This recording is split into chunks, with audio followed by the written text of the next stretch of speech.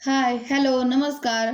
तर आज आपण बघणार आहोत सुंदर असं म्युरल आर्ट. तर ह्यासाठी आपण ह्या म्युरल आर्टमध्ये आज काय बनवणार आहोत तर नेम प्लेट. ही एक कस्टमाइज नेम प्लेटची ऑर्डर मला आलेली होती. तर त्यासाठी मी MDF बोर्डचं कटिंग करून आणलं होतं, ज्याप्रमाणे त्यांनी डिझाईन दिलेली होती.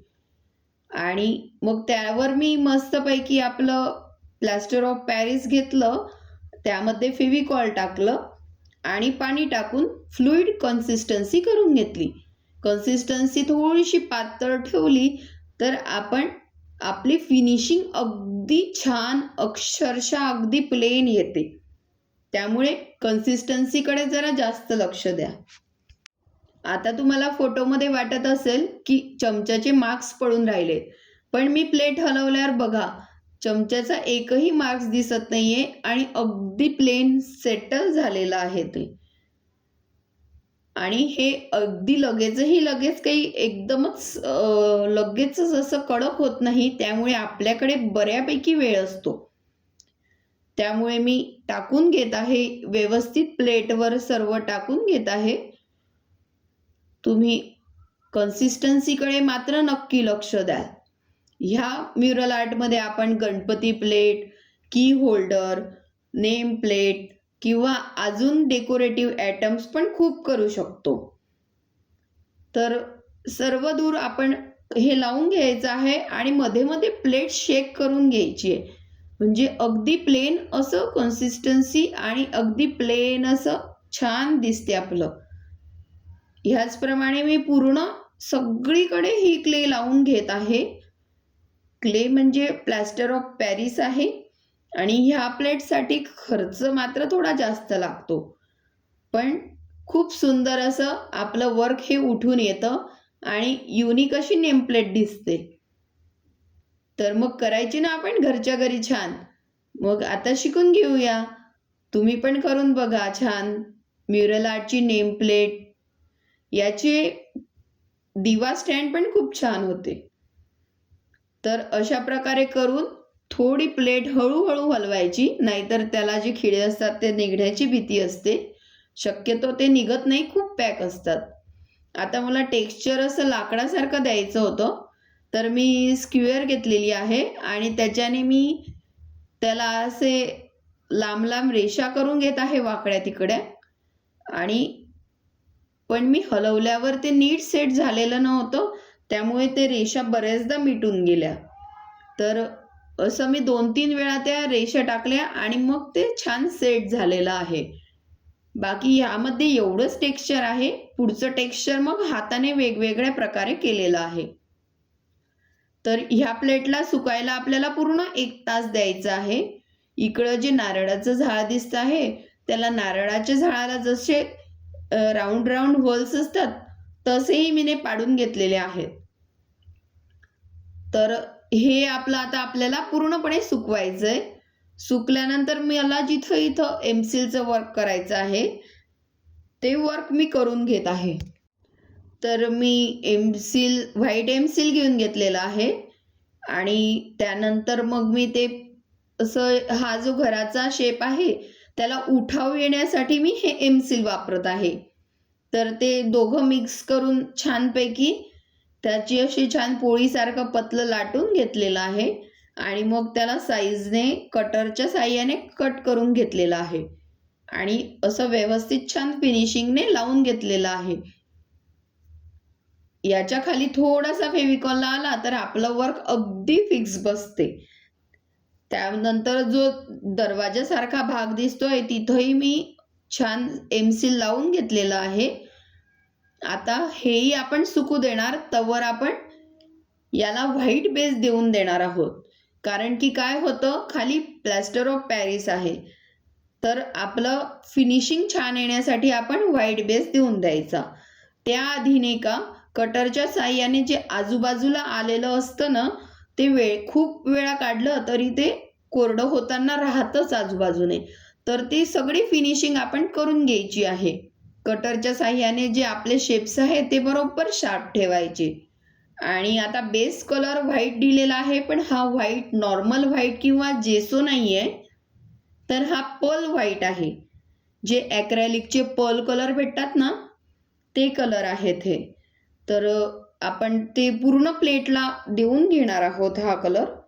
म्हणजे आपला बेस रेडी होईल आणि जो आपण वरती कलर देऊ तो प्लेट जास्त करून सोकणार नाही आणि छान असं आपलं टेक्स्चर येईल. तसंही अजून वरती जो कलर देणार आहोत तो आपल्याला डबल हात द्यावाच लागतो.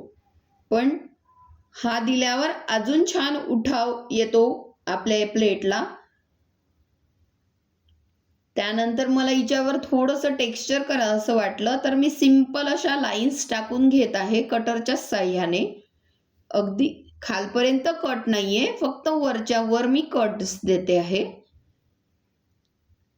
आणि मग आता मी हे जे लाकडासारखं आहे त्याला ऑब्व्हियसली मी ब्राऊन कलर देत आहे. तर कुठे मी लाईट ब्राऊन, कुठे डार्क ब्राऊन, थोडंसं पाणी ॲड करून सर्व कलर हे ॲक्रेलिकच वापरलेले आहेत. पर्ल आहेत, ॲक्रेलिक आहेत. पर्ल कलरच खूप सुंदर उठून दिसतात आणि प्लेटला खूप छान अशी चमक येते. त्यामुळे शक्यतो तुम्ही पण पर्ल कलरच वापरा. तर मी पटापट असा कलर देऊन देत आहे. हा बेस कलर आहे. अजून यामध्ये अजून 2-3 कलर आपले मिक्स होणार आहेत. त्यामुळे रिअल लाकडाचा लूक येण्यासाठी यामध्ये एक येल्लो मधला मस्टर्ड येल्लो येतो तोही नंतर मी मिक्स करणार आहे. पण हा अजून बेस कलर आहे. जिथं जिथं मला हा ब्राऊन कलर द्यायचा आहे, झाडाच्या खालची माती झाली, ह्या घराच्या खालचं जे टेक्स्चर दिलेलं आहे ते मी ब्राऊन कलरने करून घेत आहे. म्हणजे हा आपला सेकंड कलर म्हणूया आपण. आणि हा कलर सुकल्यावरच आपल्याला दुसऱ्या कलरला घ्यायचा आहे. त्यामुळे कलर सुकायला थोडा वेळ द्यायचा आहे, कारण ॲक्रेलिक कलर सुकायला जरा वेळ लागतो आणि जर नाही सुकला आणि आपण त्यावरच देत गेलो तर त्याचे असे थोडेसे बारीक बारीक कणस निघतात. त्याच्यानंतर मी जे आपलं झाड आहे त्याला गोल्डन कलर देत आहे, कारण की ब्राऊन कलर आपण बाजूलाच दिलेला आहे तर तो उठलं नसतं, म्हणून मग मी ब्राऊन कलर देऊन देत आहे त्यात. आणि त्यामधल्या ज्या रेषा आहेत त्यामध्ये आपण ब्राऊन देणार आहोत. आता मी जो आपला कलर आहे हा ओला असतानाच यावर थोडासा गोल्डन कलरचं ब्रश ठेवायचे आणि मग थोडं पाणी घेऊन तो मस्त मर्ज करायचा आहे तिच्यामध्ये. म्हणजे खूप सुंदर असा लूक त्याला येणार आहे. त्यामध्येच आपण मस्टर्ड कलर पण घेतलेला आहे मध्येच आणि मध्ये गोल्डन कलर पण घेतलेला आहे. तर मस्टर्ड कलर काही आपल्याला पर्लमध्ये भेटत नाही, पण साधा ॲक्रेलिक भेटतो तो वापरलेला आहे. पण त्यामध्ये गोल्डन कलर असल्यामुळे शाईन खूप छान आलेली आहे त्याला. अशा प्रकारे मी ही शेड करून घेतलेली आहे. आणि जिथं आपले नावं राहतील, ज्या 2 आडव्या पट्ट्या आहेत तिथं मी येल्लो कलर आणि ऑरेंज कलरचं कॉम्बिनेशन घेत आहे. तर ही प्लेट करायला खूप सोपी असते, पण पेशन्स जरा लागतात, कारण की थोडंसंही बिघडलं तर प्लेट काही चांगली दिसत नाही मग आपली. त्यामुळे अगदी पेशन्सली ही प्लेट करावी लागते, किंवा म्युरल आर्टचं वर्कच समजा सगळं तसंच करावं लागतं. त्यामुळे व्यवस्थित लक्ष देऊन अगदी घाई गडबड न करता ही प्लेट तुम्ही करायची आहे. आता हा येल्लो कलर दिल्यावर मी आजूबाजूच्या बॉर्डरला ऑरेंज कलर दिलेला आहे. तर हे येल्लो ऑरेंज हे दोघंही कलर पर्ल आहेत. यांना खूप सुंदर अशी शायनिंग असते ऑलरेडी, त्यामुळे शायनिंगसाठी दुसरं टाकायची गरजच नाही पडत. आणि अगदी 25 रुपयाची एक बॉटल भेटते आपल्याला आणि खूप सुंदर असा लूक येतो. त्यामुळे थोडंसं कॉम्प्रोमाइज न करता आपण पर्ल कलर वापरून घ्यायचे. अगदी व्यवस्थित असं लाईनने टाकायचं आहे बाजूचा ऑरेंज कलर. मी अक्षरांच्या हिशोबाने टाकत आहे तो. आणि मग ह्या घराला मी थोडासा हा रामा कलर ब्ल्यूइश शेडमधला हा देऊन देत आहे. आता इथं मला खाली जो बेस केलेला आहे तिच्यावर राधाकृष्णाची मूर्ती ठेवायची होती, त्यामुळे मग हा कलर त्यावर उठणारच होता, म्हणून मग मी हा कलर देऊन घेतलेला आहे. आणि मधल्या याला तो ब्राऊन कलर दिलेला आहे आणि ऑब्विसली ट्रीला तर आपण हिरवाच देतो. पण यावर आपल्याला व्यवस्थित असे पानं दाखवायचे आहेत, तर यासाठी मी ग्रीनमध्ये नंतर ब्लॅक यूज केलेला आहे सेकंड शेडला. पहिले हा शेड देऊन दिला, त्याच्यानंतर परत हा शेड सुकल्यावर दिला आणि मग त्याला ह्या ग्रीनमध्ये थोडासा ब्लॅक ॲड करून मग त्याचे पानं दाखवून घेतलेले आहेत. आता हा माझा सेकंड लेअर चालू आहे कलरचा. तर ह्या सेकंड लेअरला पण आपण सेम प्रोसिजर करणार आहोत. फक्त या सेकंड लेअरला मग आपल्याला जे कन्फर्म जो कलर पाहिजे आहे तो बनवून घ्यायचा. आणि हा जो ब्राऊन कलर आहे ह्यात आपण 3 कलर मिक्स केलेले आहेत, तर हे ओलं असतानाच मिक्स होतात, नंतर होत नाही. नंतर डायरेक्ट त्या कलरचे पॅचेस दिसतात. त्यामुळे मग आपण हे ओलं असतानाच आपण त्याच्यामध्ये मिक्स करून घ्यायचे आहेत आणि आपल्याला जो हवा आहे तो कलर येईस्तोवर आपण ब्रश फिरवायचा आहे. पण हे काम जरा फास्ट करायचं आहे.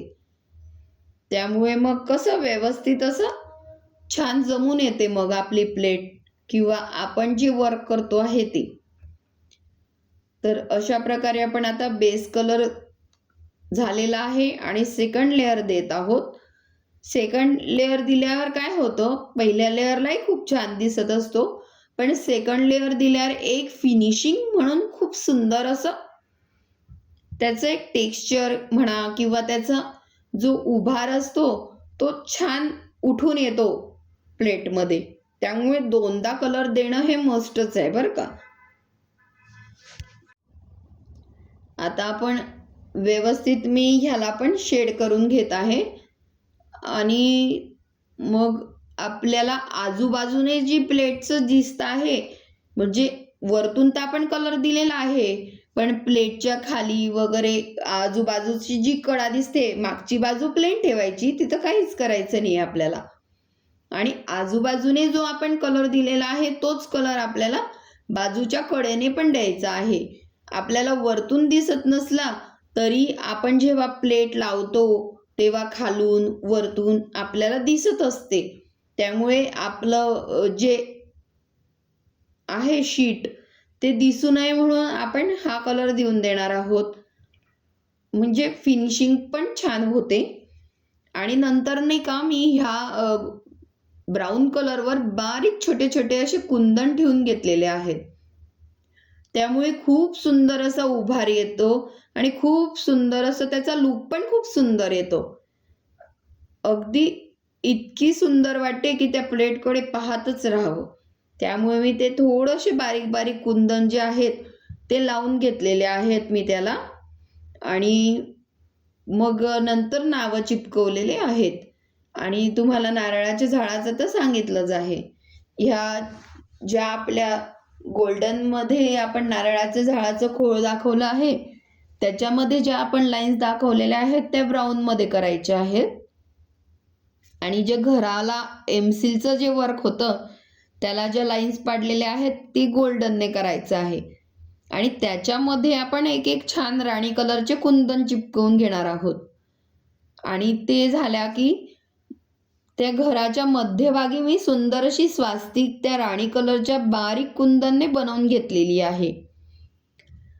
जसं आपण आपल्या घरावर स्वास्तिक वगैरे बनवतो तसं आपण बनवून घ्यायचं आहे. पण एक लक्षात ठेवायचं आहे, आजूबाजूने छान करून घ्यायचं. त्याच्यानंतर मी हे घडे पण एमसीलचे करून घेतलेले आहेत. नुसते चपटे आहेत ते एमसीलचे आणि त्यावर कलर देऊन दिलेला आहे. आणि हे स्टोन तर आजकाल बाजारात खूप मिळत असतात. आणि त्यावर मी रेझिन टाकून घेतलेलं आहे 2:1 रेशोचं. आणि रात्रभरानंतर प्लेट आपली रेडी आहे. बघा किती सुंदर लुक येत आहे प्लेटचा.